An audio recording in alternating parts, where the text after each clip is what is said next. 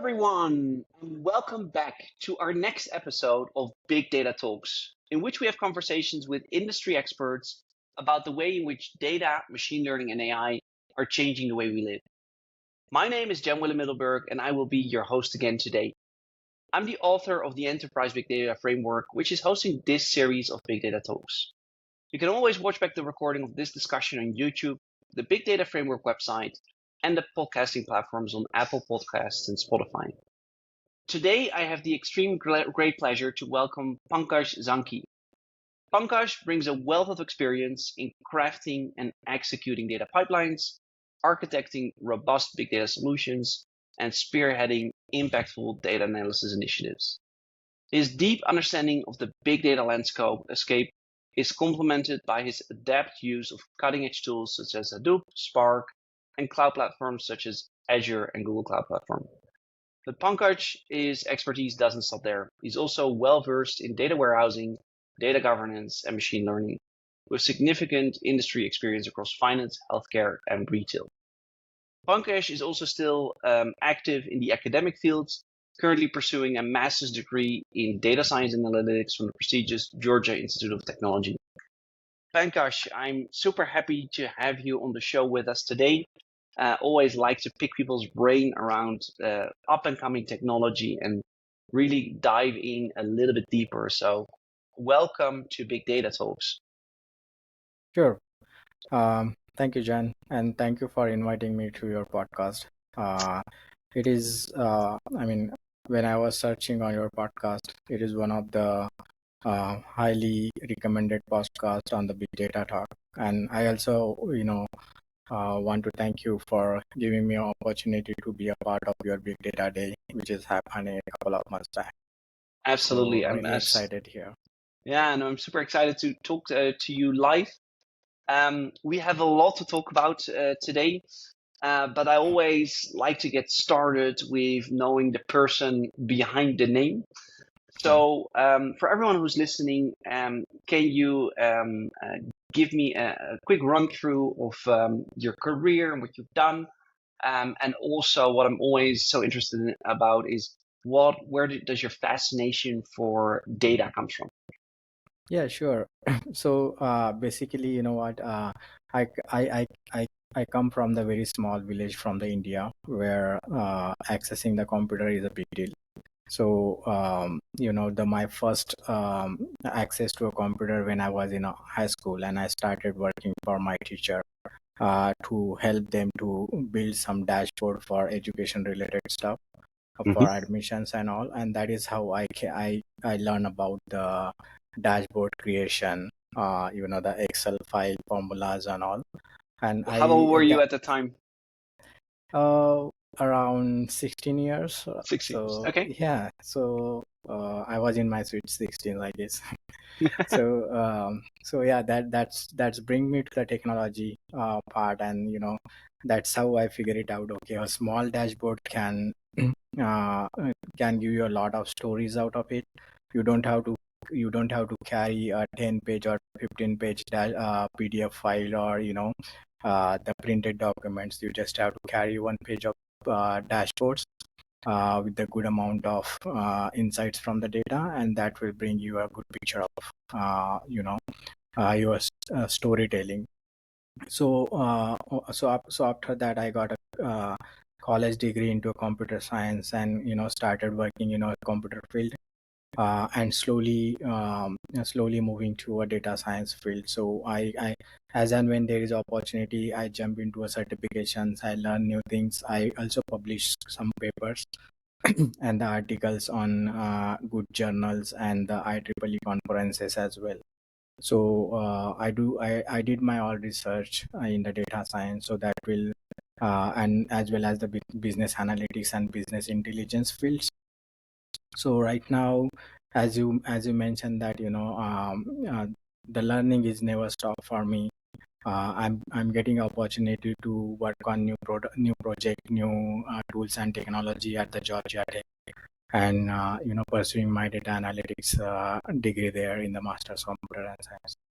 Very, very interesting. So You're currently joining from the US right now. So when did you shift from India to the United States?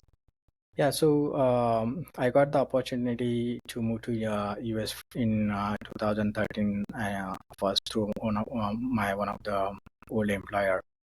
Okay. So and that is also for legacy system modernizations part. So as a part of that opportunity, I get the chance to work with the one of the industry leaders, and Hmm. build the pipelines to move their data from a legacy system to the cloud platform, and I helped them to to install the the smart meters, that smart meter So for 5 million plus customers.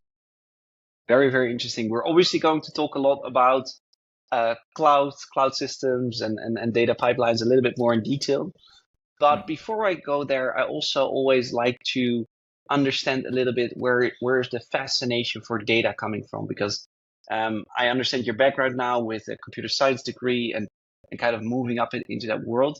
But computer science, data science, still two completely different fields. Yeah. Um, over this podcast, I've spoken to a lot of people who are really data focused and very much around that part. So where does that fascination for specifically data science come from?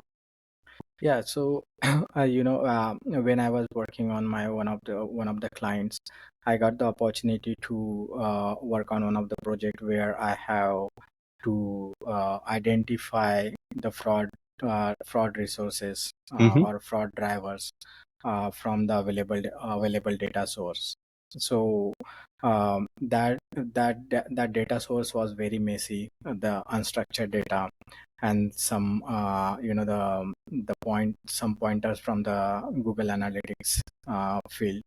So that bring me to the picture, like from the messy data, how can we identify the fraud drivers?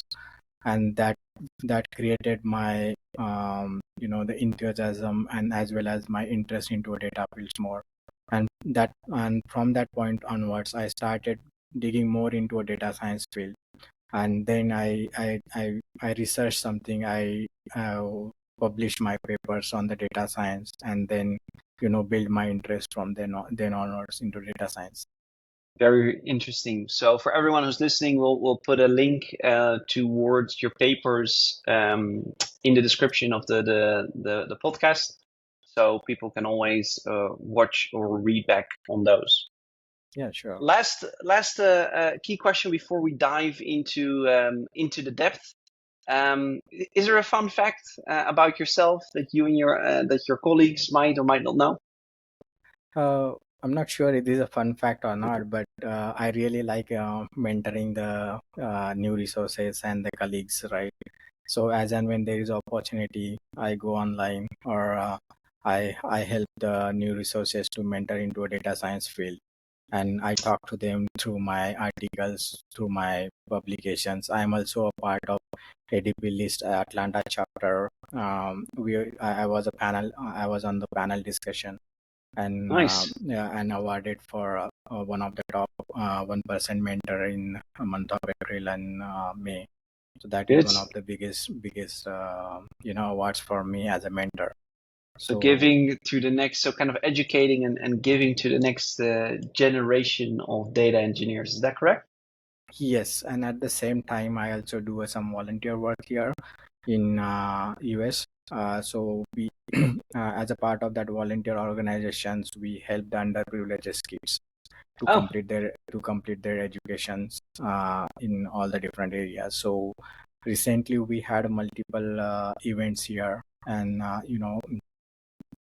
we have. I'm very happy to let you know that we get the sponsorship for more than 300k US dollars for wow. our kids, which we have distributed that to multiple schools. That's very, very impressive. I can Yeah, see that you really have a passion for education as well. Is that yeah, correct? yes. Yeah. Thanks so much, Pankaj. It gives me kind of a better view of who you are and what's your background. I'd like to kind of start diving a little bit deeper, and one of the reasons that I invited you to this podcast today is obviously you have a wealth of experience in data architecture, cloud solutions, data pipelines, and all stuff data engineering, which I know a lot of people who are listening to this podcast really, really like. So I'm gonna get started with picking some topics around data architecture. So for Mhm. everyone who's listening today and is new to this whole topic, can you explain in a very brief overview what data architecture is and how it's different from IT architecture, and especially why it's so crucial for organizations these days? Yeah, sure. So, see, basically, data architecture is nothing but the blueprint of your data. And through your architecture, your company can get the answer like how they are using your data from end to end. It is cover everything from um, how the data is collected, from which data source the data is coming from, what are the different security measures are getting considered as a part of your data process, right? And it also give you a pictorial representation how it used across the different part of your organization and the business segments. Hmm. So basically the data architecture will give you the idea from which data source your data is coming, what are the different data sources are available there, like is it on premises data, is it coming from mainframe, at the same time, it also give you the picture representation like how your organizations or how your business domains are using the huge or a big data, like as and when there is a lot of data are getting generated, right? So how that data is moving from one source to the another source, uh, and also it will give you the picture representation like how the scalability factors is getting used into a data architecture, right? Like how scalable your architecture is, right?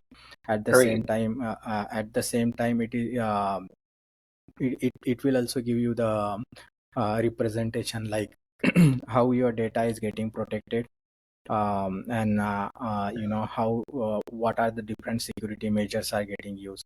So in general, like a data, as I mentioned, the data architecture is nothing but your pictorial representation, how your data is moving from data from point A to point B using the different data services, and at the same time what are the different security measures we are Hmm. considering throughout this journey. So Yes. data architecture is definitely going to give you the confidence that your data is secured in the secure place. Good. And you mentioned you kind of draw it up as a picture. I'm trying to visualize. I'm a very visual person, so I'm trying to visualize that a bit. Do you actually make a blueprint, such as you would see for architecture and people who are building houses and kind of like a miniature schema? And if the answer to that question is yes, what kind of tools do you use? Do you sit down behind a PowerPoint presentation in order to draw it? How do you create your data architectures? Yeah, sure. So whenever I go through business requirements, right? Like Hmm. my first point is like always understand the business requirement as and when I work on the business on the data architect, understand what is the expectation out of this data architect, why we are what we are planning to achieve, right? So based on that, I'm a pen and paper guy, so I always start with pen and paper, and then I come to the the PowerPoint presentations with Hmm. my ERD diagrams. I do build the ERD diagram based on the PPTs, and then and from then onward there are multiple tools are involved, like Azure, multiple Azure services like Azure Data Factory, Data Lakes, right? Yeah. How we are going to use that in our data architecture. At the same time, If it is on premises, then what are the in premises services we are going to use, and Yes. what are the available data store and data warehouses are available in our in premises Yeah. for data architecture. Interesting. So I've seen a lot of data architecture diagrams in my life, and Yeah.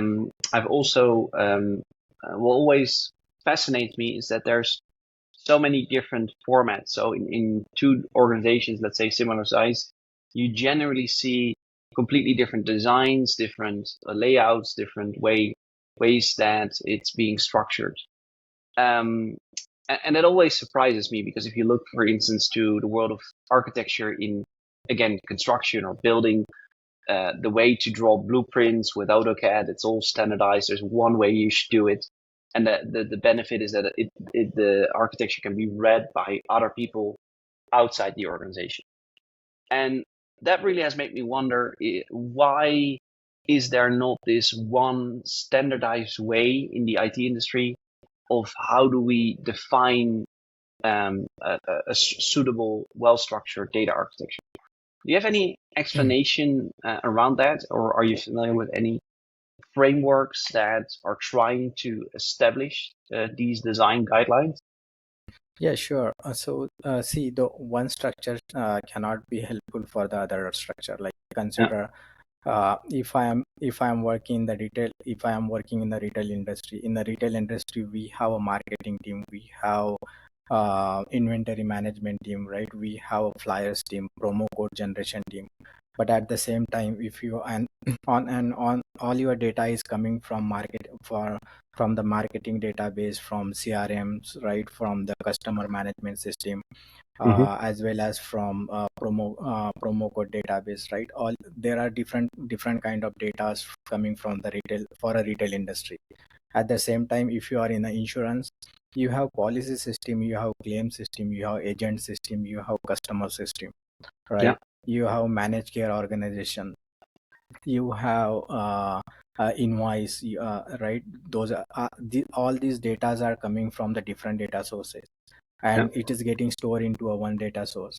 So considering all these different data sources, it is not, it is not feasible to follow the same pattern what retail industry is following, and the insurance industry is following. So Right. consider, like, if you consider the data structure for Home Depot, which is one of the biggest retail industry, right?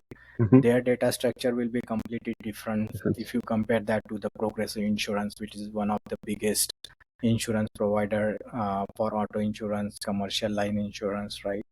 So their data structure is supposed to be different because their business is different, their business uh, domain is different. At the same time, their customer base is also different. Good. So basically, for different industries, there's no other way than to have a completely separate data structures. Is that correct? Yes, but Very yeah, good. again, there can be a similar patterns for a same industry. Like, Industry. if the two companies from the insurance domain, then most likely they can have a similar data structure. Sure. They Sure. can, because their data sources are pretty similar, like 70-80% their data sources are similar. So Yeah, they that makes a lot of can, sense. yeah, and so they can follow the same data structure. Interesting. So it kind of brings me to my next question because just as with architecture in general, we have well-designed buildings. There's also very poorly designed buildings. There's pretty buildings. There is not so pretty buildings. So, in your opinion, what are some of the critical components of a well-designed architecture? Sure. So according to me, the well-designed data architecture typically consists of several key components Hmm. that works together to ensure the the effective data management and utilizations. Like Yeah. data source are are the origin of data, right? As I mentioned, our data sources are different, which can be included in the database. Applications, sensors, and external data like APIs or third-party data providers that can be comes as a part of your data source. The second component I would like to mention is like the data integration. So as a part of this component involve the process and tools used to collect the combined data from various sources into a unified format, right? Hmm. It also ensure that the data is consistent and accessible for the analysis. Yeah. So data storage is also different. This is also one of the other component, right? Which refer where and how the data is stored, right?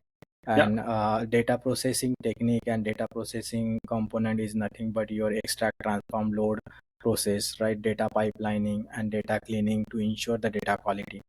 Yeah. So metadata management is one of the another important factor for a well-defined data architecture where you can manage your metadata, Hmm. where you can store all the information about your data, what data is coming, who is accessing those data, what is their access level, at what point of time they have accessed those data.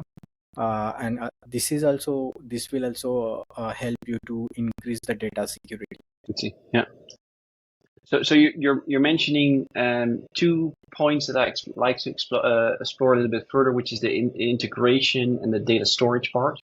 Mhm. Now, in the enterprise world, there's this discussion going on between centralized data storage versus distributed.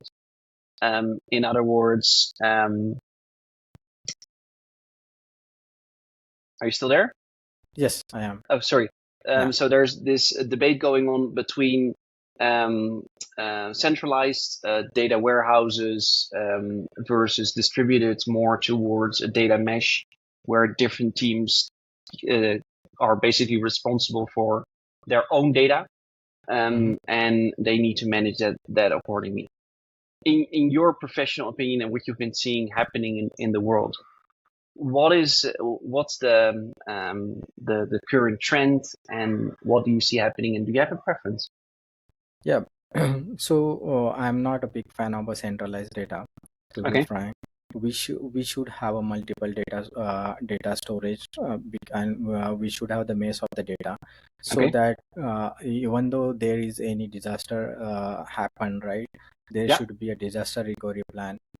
We can easily switch from one data a centralized data source to different data source, if we have a mesh of the data. In it also should be from the different geographical location. And if you and I'm pretty sure that you are well aware about the cloud structure, right? How they Yeah. are selecting uh, their services, and the data storage capacities they have. So Yeah. that is one of the reason I would like to go ahead with the mesh data Yeah. service. So just for everyone who's listening and who's completely unfamiliar to what a data mesh is, can you explain that in just a few minutes?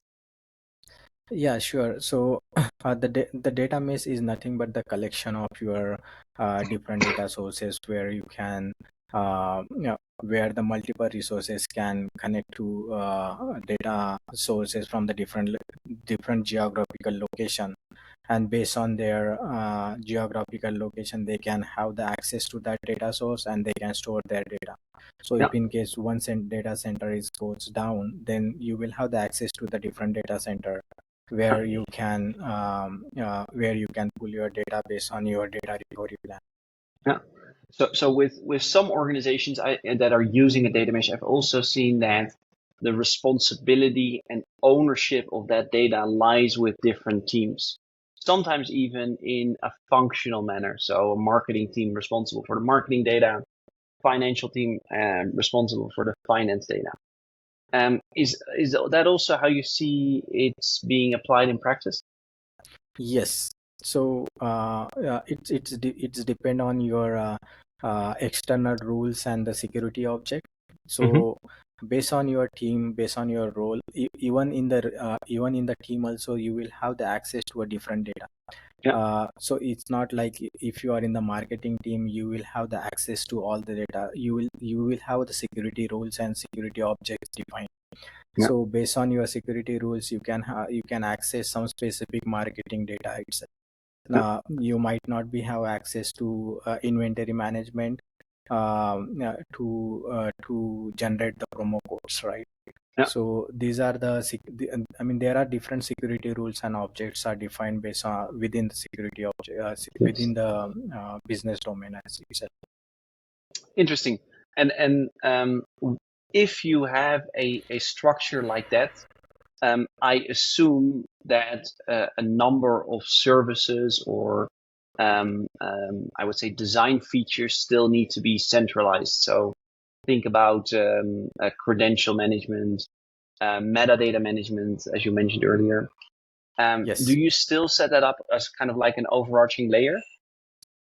Yes, all the security layers, security measures, and Hmm. the secure object and the external rules. These are the centralized, the centralized component or the centralized object, Yeah, where these all objects are managed by a single team. single team, right? Yeah, so Yeah, it's kind of like a centralized but federated approach, if I right. can summarize that. Is that an Yes, accurate description? yes, that's exactly correct. Good. Um, One of the criticisms around this data mesh approach and federated model, or that I've been hearing, is the difference in terms of the difficulties with data governance, and Mhm. specifically around ownership of the data, stewardship of the data, and making sure that the same rules and approaches are being applied between the different teams. What's your take on that challenge? So, I mean, can you come again with the question? Yeah, so with the federated approach and the data mesh approach, you generally see that one of the most cited concerns is data governance, because different teams are doing things differently.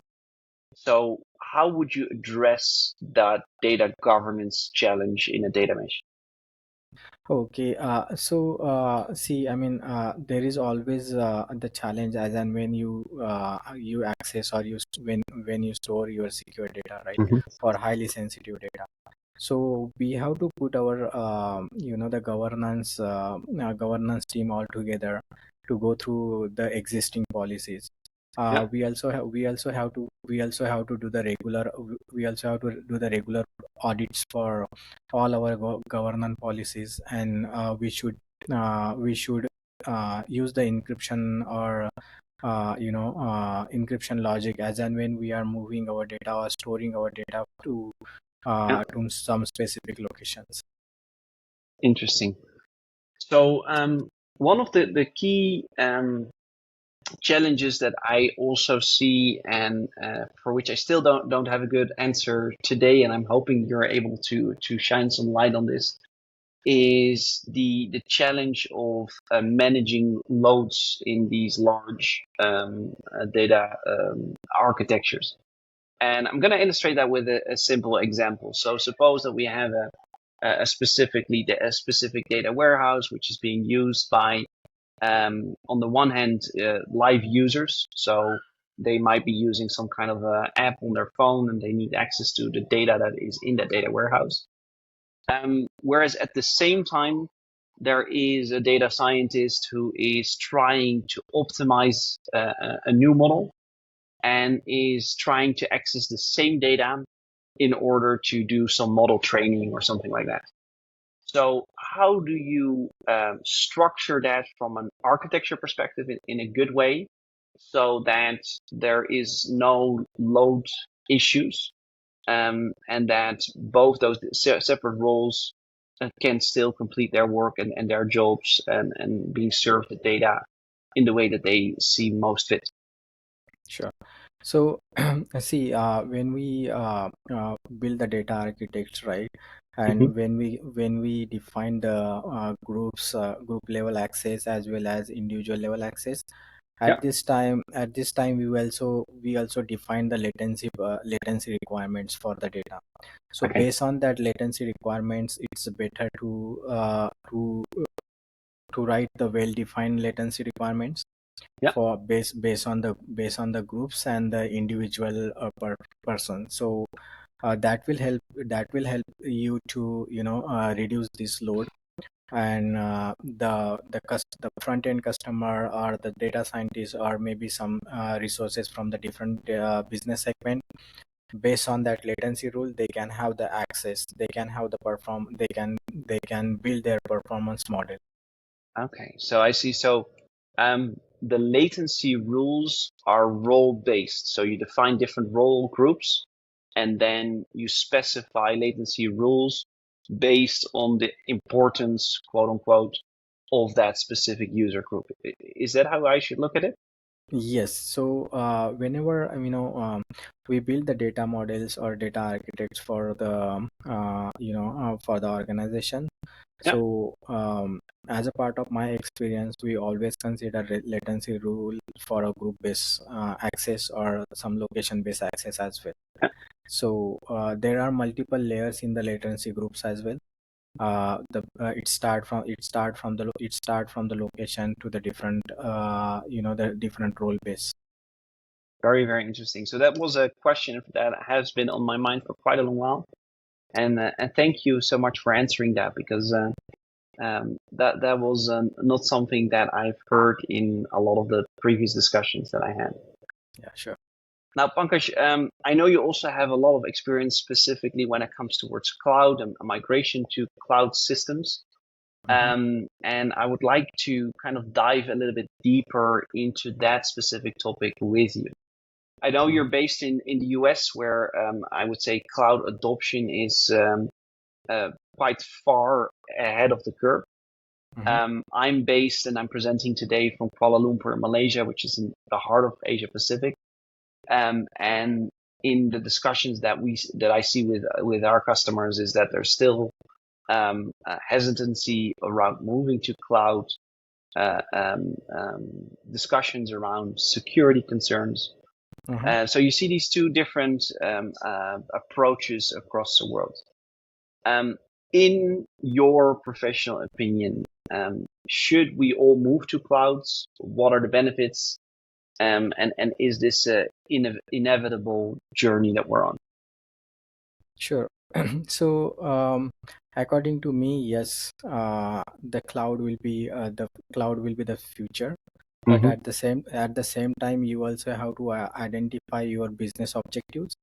Do you really you should put the very clear business objectives together. What kind of data you need into a cloud? Mm-hmm. Because with the cloud, you will have the extra features, extra security, easy to access your data. Data will be scalable. You can define the scalable data warehouse, data lakes, right? But at the same time, there will be a cost depends on your as you use the data clouds and data Yeah. uh, different data services from the cloud. But in on the other side, if you have your data into on your on premises server, that Yeah. is one time that I think that is one time investment for upfront investment for a setup. At the Yeah. same time, there will be a maintenance environment, but compared to the cloud environment, that will be a less. Again, Yeah. it's depend on your business requirements, like but you should have very clear planning for our data migrations. Yeah. Considering your business requirement, you should go through the data extract, load and transfer process, where you have to understand like how you are going to clean your data, and Yeah. how you are going to map your data to the cloud environments. Because if you don't have the uh, uh, you know uh, if you are really using if you are not really using a real time data, Yeah. then there can be a opportunity to just keep your data into on premises. Because if you want to access the real time data, there will be a extra cost involved. Yeah. So there needs to be a sufficient enough business case underneath in order to kind of justify that. Is that correct? Yes, yes. So you already mentioned the migration part a bit. Now, suppose that I'm listening to this episode today, and my Mm-hmm. organization is still, let's say, 100% on premise. Mm-hmm. And I'm interested. I'd like to migrate to the cloud. Where do I start? So, first of all, you have to understand your business requirement, your organization's business requirement, Mm-hmm. what kind of data they want to migrate, what is their source and target, what are the different services they want to use as a Yeah, part of migration. Do they have the tool involved which is compatible with the cloud? Is it a one-way migration, or is it going to be a synchronous call from on your premises database to a yeah, cloud environment? So this will be a part of your migration planning. This stage, involved planning to transform the data from one system to another system. yeah, It includes the identifying the data to be migrated, as well as I mentioned, and you have to map your field level mapping from your on premises to the migration. The next part should be your data extraction plan.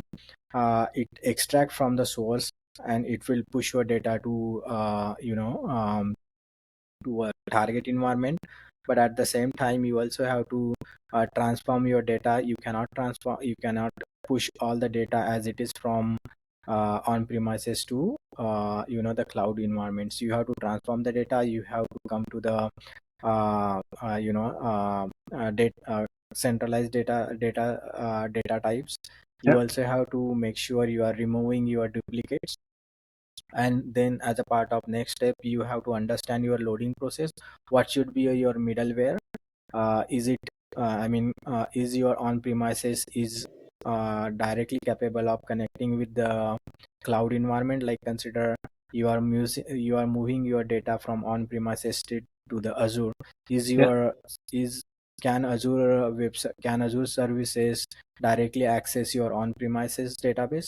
If not, then what should be the middleware? Like, can you use the MuleSoft or some other the migration tool which will help you, right? You have to identify that tool base. You have to also have to put the plan together for verification and validation of your business requirement as well as your data, which Yeah. is very important, because you don't want to push your all the messy data to the cloud platform, right?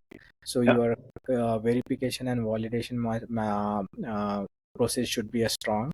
There should be acceptance criteria as well. You should be That should be a well defined. And after the post migration, there should be a monitoring.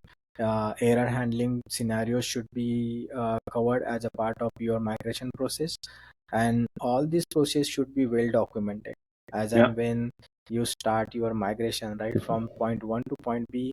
All your process should be well documented. Very good. So I think that's a very clear explanation around the different stages that you go through in a migration. So suppose I followed all of that, and now all my data is cloud, or I have some kind of a hybrid cloud environment. One Mhm. of the main business concerns that I see in the discussions that I have is, I'm considering to move to a cloud, but as soon as we are in the cloud, can I ever get out? Which is better known as kind of the lock-in effect that you typically see with the large cloud providers. And it's very, well, I'm not going to say difficult, but it is a challenge to kind of reverse that at a later stage. How would you address that specific concern? Yes, so as I mentioned, right, that is one of the other reason. Um, all your data should not go to a cloud environment, and that Mm-hmm. is the approach most of the companies are following. They still, even though they are moving to a cloud environment, lot of their sensitive data or which the data they don't need frequently, that is stored in on their on premises database, Yeah. which is easy to maintain for them because they have a team in place, they have the experience in that field. So that is one of the other reason they are continuing with the on premises as well. At the same time, there will be a data quality issues as well, like when you are moving your data to cloud, so you have to make sure your uh, as I mentioned before as well, like your data verification and validation model should be a very strong. Yeah. So and and from moving one cloud to other cloud, I don't think it will be a challenge going forward, because most of the cloud platforms opening their services to communicate with each other, Mm-hmm. because companies are also like they are not comfortable to keep all the data into a one cloud platform. So they Yeah. have their data distributed into on premises as well as into a different cloud platform. They are also using different tools Mm-hmm. to migrate that data securely. Yeah. Yeah. Yeah. I fully agree with that. So I think that's quite some good advice to ensure that you don't get into that lock-in effect too much. Yep. Good. Pankaj, I can talk to you for hours, but time is going very quickly. I'd like to move to the end of our conversation by asking you a few more questions around the future. And the thing that interests me most, and one of the reasons that we started this podcast, is around understanding how the world of machine learning, AI, big data is changing the way we live and the impact that it has on human life. In what way do you see the world changing, evolving, by the use of these technologies, and what can we expect in the next few years? Sure.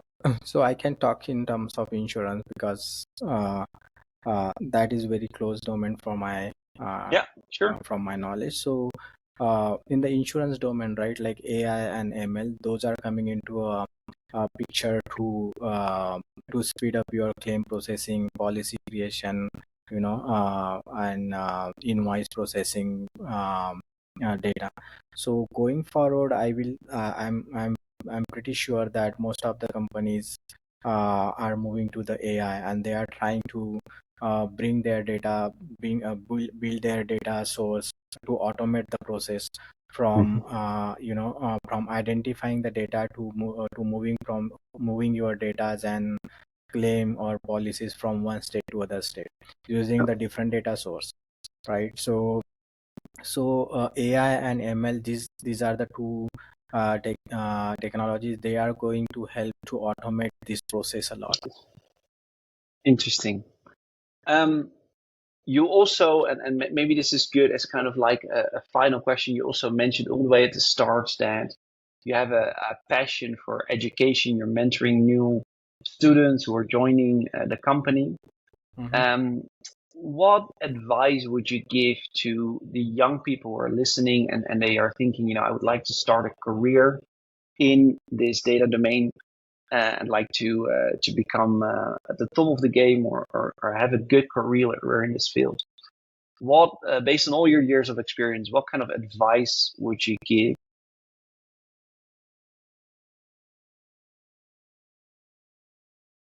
Sure. So, according to me, they should start with the basic. They should be focus on mathematics, Hmm. statistics, programming language such as Yeah. Python, R, SQL. These are the top skills and the core for the data science and the analytics, right? At the same time, they should learn some visualizations and the manipulation tools, maybe a Tableau or Power BI. Again, I'm not advertising them, but those are the very famous. Yeah, those are the industry standard and very famous tools in the visualization. Most of the companies are using Tableau and Power BI. So at the same time they should understand, like what is extract, transform, and load process. It is a very basic thing they should know. what is the data cleaning, what is data profiling, data modeling. They should practice with the real-time data. There are a lot of the websites are available. You can download the data sets like the Kaggle.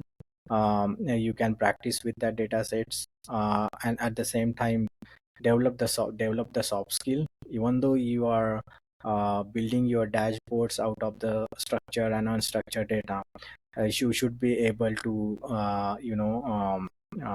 you should be able to communicate with your stakeholders what is your dashboard is telling you, what should be the story you are building out of your dashboard. At the same time, networking is very important. That is one of the other um, uh, uh, other important things going forward. Should be They should be a part of meetups, they should be a part of some city chapters, some organization. They should be a member of some organization where they can build the connections. At the same time, they can exchange their ideas and learn from the industry leaders. And also they should work on some white papers, I guess, and start writing some blogs.